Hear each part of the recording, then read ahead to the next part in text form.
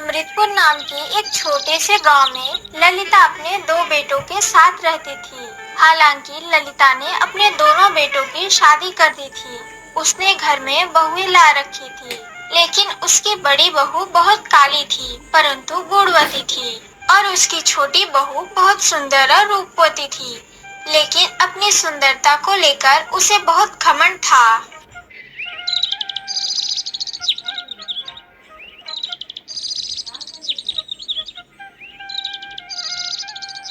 मैं कह रही थी रूपा बहन, जरा आंगन झाड़ दो ना, क्योंकि मेरे पास बहुत सारा काम पड़ा है।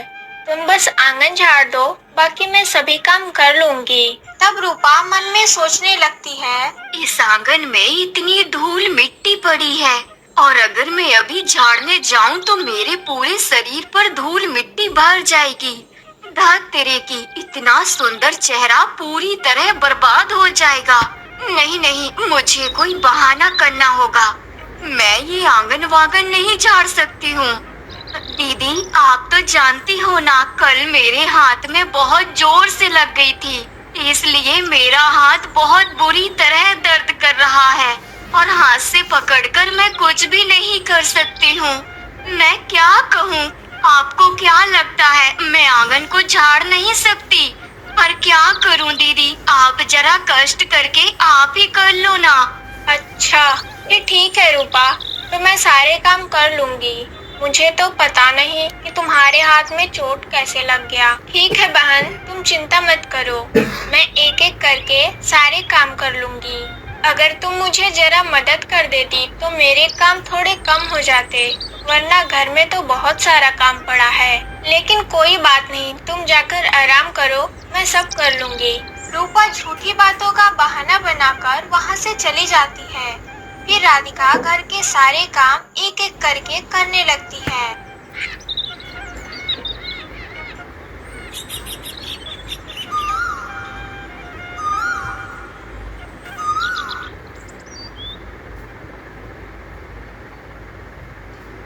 अरे बहू, तुम सुबह से अकेले ही सभी काम कर रही हो। वैसे छोटी बहू कहाँ चली गई? उसे तो यहाँ आसपास भी नहीं देख रही हूँ मैं। माँ जी, मैं क्या कहूँ, छोटी के हाथ में चोट लग गई है, इसलिए वह कुछ कर नहीं सकती। तो मैंने कहा कि तुम जाकर जरा आराम कर लो। तुम्हें आज घर का कोई कामकाज नहीं करना होगा, इसलिए घर के सारे काम मैं अकेले ही कर रही हूँ। अच्छा, समझ गई। वो सब बहाने हैं उसके बहू, किसी हाथ वाथ में कुछ नहीं हुआ। इतने दिनों से तुम इस घर में हो और तुम अभी तक उसे समझ नहीं पाई कि वो क्या कहना चाहती है और क्या नहीं कहना चाहती है। ये सभी बातें उसकी बहाने हैं। वो तो हमेशा रूप चर्चा में ही व्यस्त रहती है। लेकिन माँ जी, अगर किसी को चोट लग जाए तो वो क्या झूठ बोलेगा? और छोटी ऐसे झूठ क्यों बोलेगी? आप बताइए तो। अरे बहू, वो सब तू नहीं समझेगी। तू तो बहुत सरल सादी है, इसलिए तुझे कोई भी बेवकूफ बनाकर चला जाता है। तूने अभी दुनिया देखा ही कहाँ है। यूं ही नहीं मेरे बाल सफेद हो गए। अभी तुझे लोगों को समझने में बहुत वक्त लगेगा। अच्छा ठीक है माँ जी, जो होना था हो गया। चलिए तो अब मैं आपको खाना खिला दूँ। आपको तो शायद बहुत जोर से भूख लगी होगी। चलिए माँ जी, अब और बातें नहीं करनी है।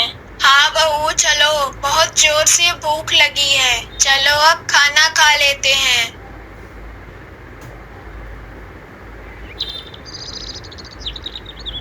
ये जी, सुन रहे हो, इस गांव में सबसे ज्यादा सुंदर कौन है? बोलो तो। अरे भाग्यवान, ये कैसा सवाल कर रही हो, बताओ तो। अरे बोलो ना, इस गांव में सबसे ज्यादा रूपवती कौन है? बोलो तो। भाग्यवान, इस गांव में तुम सबसे ज्यादा सुंदर हो।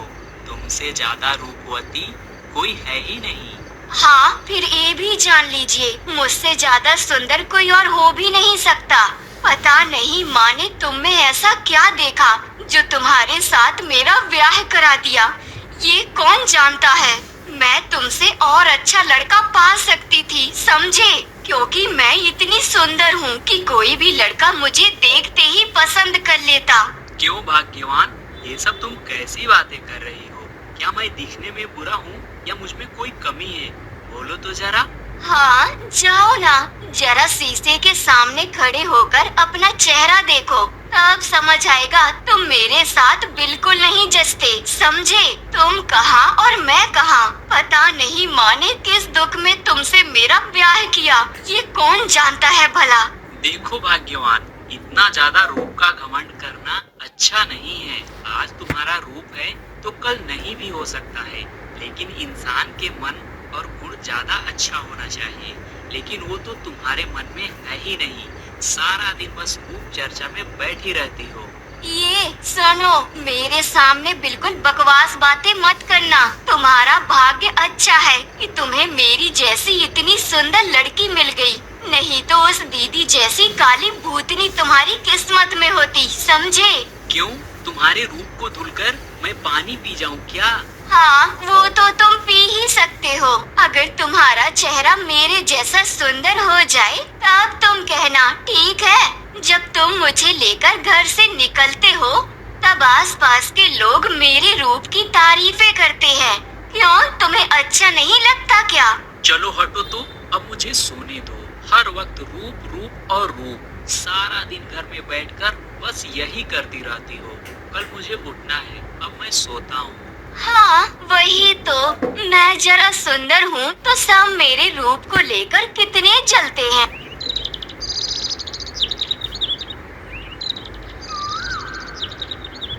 माँ जी, मैं कह रही थी जरा मेरे साथ चलिए ना, मेरी पीठ पर जरा साबुन लगा दीजिएगा। मेरी पीठ तक हाथ नहीं पहुँच रहा, इसलिए मैं अच्छे से साबुन नहीं लगा पा रही हूँ। चलिए ना माँ, आप जरा लगा दीजिए। सुनो छोटी, माँ जी की उम्र काफी हो गई है और इस उम्र में कुएं पर माँ जी का पैर फिसल सकता है।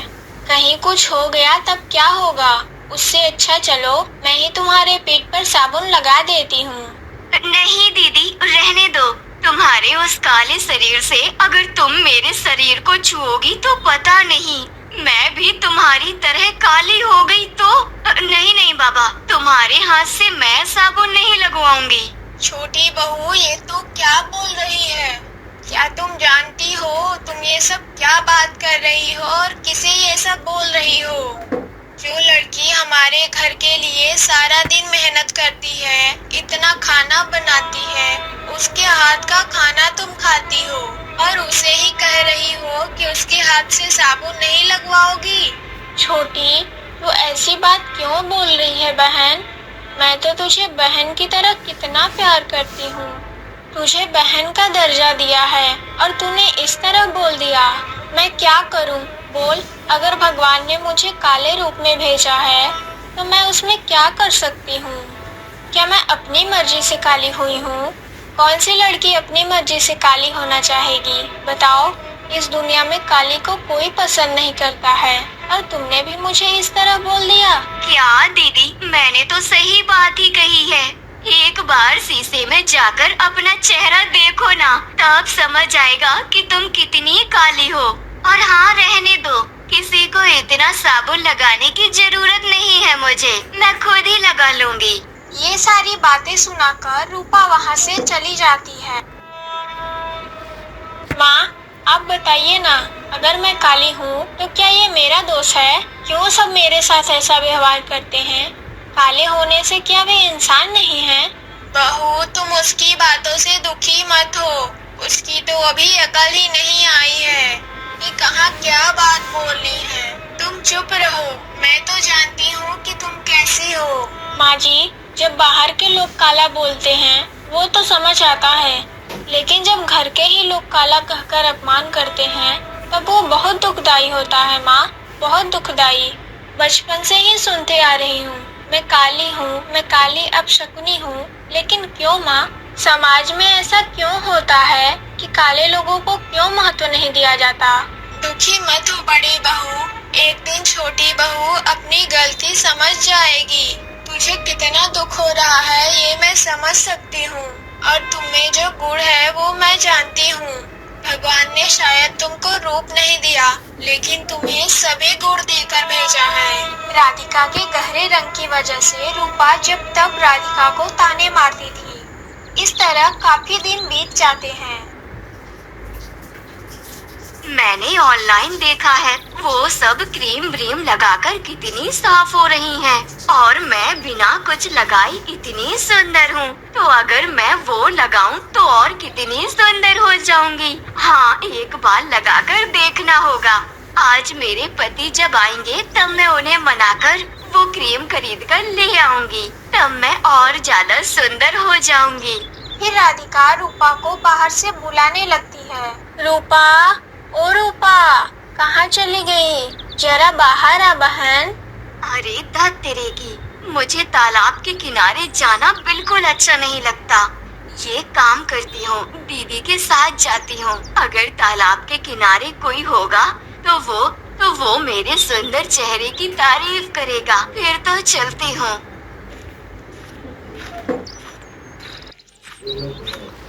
ठीक है दीदी, चलो मैं तुम्हारे साथ चलती हूँ।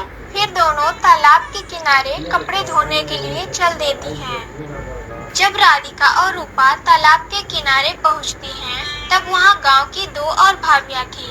तब वो बोलने लगती हैं, ललिता काकी की छोटी बहू तो पूरी राजकुमारी जैसी लगती है। कितना सुंदर रूप है। इतना सुंदर रूप हमारे गांव में किसी का भी नहीं है।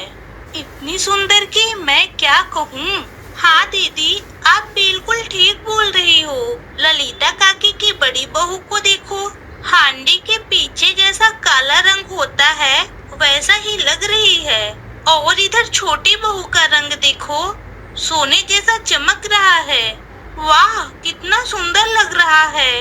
वैसे ओ छोटी बहू, ऐसा रंग तुमने कैसे बनाया? बोलो तो जरा, हमें भी तो बताओ। अरे ये सब क्या बोल रही हो आप? ऐसा रूप तो स्वयं भगवान ने मुझे दिया है। और हाँ, मैं बिना कुछ लगाए ही इतनी सुंदर हूँ। तो जरा ये बताइए, अगर मैं कुछ लगाऊं तो कितनी सुंदर दिखने लगूंगी? अरे छोटी बहू, तुम्हें कुछ लगाने की जरूरत नहीं है। तुम बिना लगाए ही इतनी सुंदर हो। जरूरत तो तुम्हारे जेठानी को है। तुम ऐसा करो, कोई क्रीम व्रीम लाकर अपने जेठानी को दो। बेचारी अपने चेहरे और शरीर का रंग थोड़ा बदल ले। हाँ, बस वही बाकी था। दीदी चाहे कितना भी कुछ लगाए, दीदी का रंग काले से सफेद नहीं होने वाला, ऐसा ही रह जाएगा।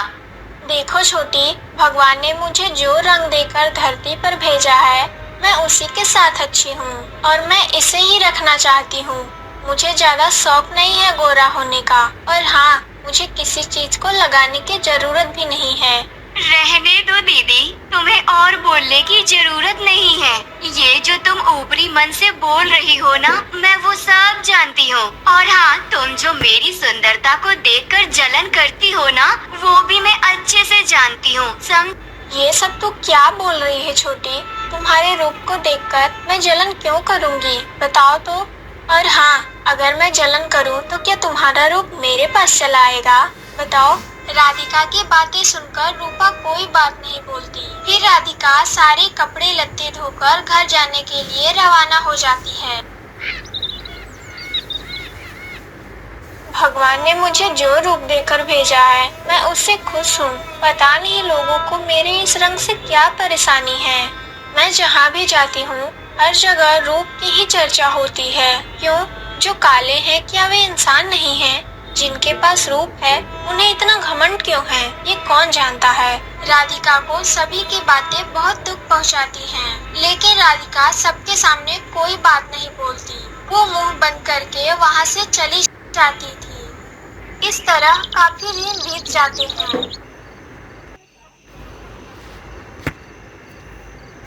अच्छा सुनो ना, मैं कह रही थी मेरे लिए कुछ क्रीम ला दोगे? मैंने वो वीडियो में देखा है, वो लोग क्रीम लगाकर कितनी सुंदर हो रही हैं, तो मैं भी एक बार लगाना चाहती हूँ। ला दो ना, ला दोगे ना? क्यों भाग्यवान, तुम तो वैसे ही सुंदर हो, तो फिर क्रीम लगाने की क्या जरूरत है? देखो, क्या तुम नहीं चाहते हो कि तुम्हारी बीवी जरा सुंदर हो? सब उसकी कितनी तारीफ करेंगे। और हाँ, मैं इतना जो कुछ भी करती हूँ सिर्फ तुम्हें दिखाने के लिए ही करती हूँ। क्या तुम मेरे लिए इतना भी नहीं कर सकते? अच्छा ठीक है, तुम इतनी चिंता मत करो।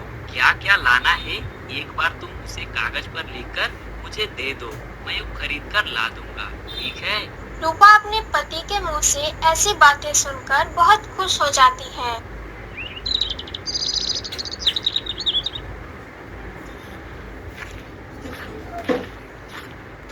अच्छा छोटी, तू आ गई है बहन, बहुत अच्छा किया। जरा सब्जियां काट दे ताकि मैं सभी खाना जल्दी जल्दी बना लूं।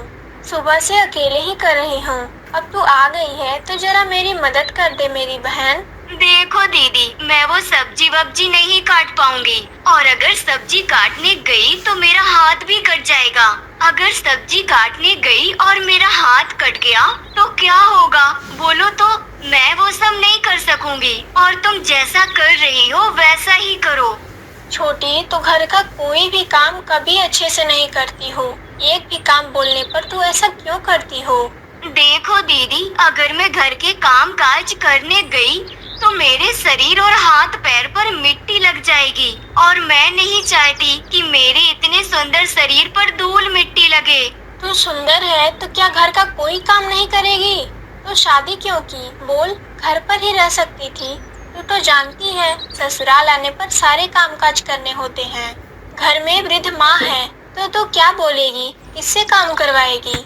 मैं हूँ तो सारे काम काज कर देती हूँ, और तू अगर अकेली होती तो क्या बोलती? इतना रूप कर सकती थी, बोल। देखो दीदी, ये घर के काम काज तुम्हारी जैसी काली लड़कियों को ही शोभा देता है, मेरी जैसी इतनी सुंदर लड़की को नहीं। और हाँ, मैं ये सब नहीं कर सकूंगी। तुम जैसे कर रही हो वैसे ही करो, मैं जा रही हूँ। रूपा राधिका को ये सारी बातें बोलकर चली जाती है। अब अकेले इतना सारा खाना कैसे बनाऊं, ये समझ ही नहीं आ रहा। रात में जब रूपा का पति घर लौटता है तो वो साथ में अपनी बीवी की बताई सारी क्रीम खरीद कर ले आता है। भाग्यवान, इस बैग में तुमने जो जो क्रीम की बात की थी सब है, देख लो। उन क्रीम को देखकर रूपा बहुत खुश हो जाती है और वो मन में सोचने लगती है, मुझे इतनी खुशी हो रही है कि मैं आपको क्या बताऊं। मेरे पति मेरे लिए क्रीम खरीद कर ले आए। आज रात ही क्रीम लगाकर सो जाऊंगी और कल से और ज्यादा सुंदर हो जाऊंगी। ओहो! फिर रूपा उन क्रीम को अपने चेहरे, शरीर, हाथ पर लगाकर सो जाती है। जब रूपा सुबह नींद से उठती है तो देखती है उसके सारे शरीर और चेहरे पर बड़े बड़े घाव जैसे निकल आए हैं। अरे, मेरे सारे शरीर, चेहरे, हाथ पैर पर ये सब क्या निकल आया? इन सब की वजह से मेरा पूरा शरीर खराब हो गया है। अब मैं किसी को अपना मुंह भी नहीं दिखा सकूंगी। मेरे साथ ये सब क्या हो गया? फिर राधिका एक वैद्य जी को बुला कर लाती है। वैद्य जी रूपा को देखने के बाद कुछ जड़ी बूटियां देते हैं और वे बोलते हैं इन जड़ी बूटियों को पीसकर घाव वाली जगह पर लगाना होगा। दीदी, तुम मेरे शरीर पर अपने हाथों से दवा लगाओगी? मेरा शरीर तो ऐसा लग रहा है जैसे सड़ गया है। दीदी, अगर वो चीज तुम्हारे हाथों पर लग गई तो तुम्हारा शरीर खराब हो जाएगा। आप मुझे ऐसे ही छोड़ दो, मेरे इस घाव को मत छुओ। धत पगली, इन सब से मैं नहीं डरती, और तू तो मेरी बहन है। मुझे आज इतना बड़ा कष्ट है और मैं ऐसे ही तुझे छोड़ दूं? मुझे जो होना होगा होता रहे, जब होगा तब देखा जाएगा। लेकिन तुझे पहले ठीक होना है, मैं तुझे ऐसे नहीं देख सकती बहन। दीदी, मैं समझ रही हूँ, मैंने हमेशा आपका कितना अपमान किया, आपको कितनी खरी खोटी बातें सुनाई है, आपके रंग को लेकर कितना मजाक उड़ाया है, और आज देखो भगवान ने मुझे वैसे ही बना दिया है। छोटी बहू, तू बिल्कुल चिंता मत कर, तुमने अपनी गलती समझ ली है, यही बहुत है। और हाँ, अब तू देखना, तू बहुत जल्दी ठीक हो जाएगी, तुम बिल्कुल चिंता मत करो। बहन, अब तू चुप हो जा, मैं अब इन जड़ी बूटियों को लेकर तेरे शरीर पर हर जगह लगा देती हूँ। देखना कुछ ही दिनों में तो फिर से ठीक हो जाएगी। फिर राधिका उन जड़ी बूटियों को लेकर रूपा के सारे शरीर पर धीरे धीरे लगा देती है। इस तरह काफी दिन बीत जाते हैं और हर दिन लगाने से रूपा पूरी तरह ठीक सामान्य पहले जैसी हो जाती है। दीदी, ये सब कुछ आपके कारण हुआ है और अगर आप नहीं होती तो शायद मैं आज अपने पहले वाले रूप में वापस नहीं आ सकती। आपको क्या बोलकर धन्यवाद दूं? अगर धन्यवाद दिया तो बहुत छोटा होगा। मैं आपको धन्यवाद देकर छोटा नहीं करना चाहती। कोई बात नहीं रूपा, हमें कोई परेशानी नहीं है। तुम जो पूरी तरह ठीक हो गई हो, यही मेरे लिए खुशी की बात है। दीदी, मैंने अपनी गलती समझ ली है। मुझे माफ कर दो। और आज मैं समझ गई कि रूप का होना हर वक्त कुछ नहीं होता, गुण होना भी जरूरी है और वो तो आप में है दीदी। अब मुझे समझ आ रहा है कि आपको इतने दिन कैसा दुख हुआ होगा। आज के बाद मैं आपके रंग को लेकर कोई बात नहीं बोलूंगी। अगर कोई बोलेगा तो सबसे पहले मैं सामने खड़ी हो जाऊंगी। बहन, तुझे मैं और क्या बोलूं? तू तो मेरी छोटी बहन है और तुझ पर मैं क्यों नाराज रहूं? बोल। और हाँ, तूने जो अपनी गलती समझ ली है, यही मेरे लिए बहुत कुछ है। राधिका और रूपा इसके बाद से खुशी खुशी जिंदगी बिताने लगती है और गांव में अगर कोई राधिका के रंग को लेकर बात बोलता था तो ढाल बनकर रूपा ही सामने खड़ी हो जाती थी। अगर आपको हमारी यह कहानी पसंद आई हो तो और नई अधिक कहानियों के लिए इस वीडियो को लाइक करें, शेयर करें और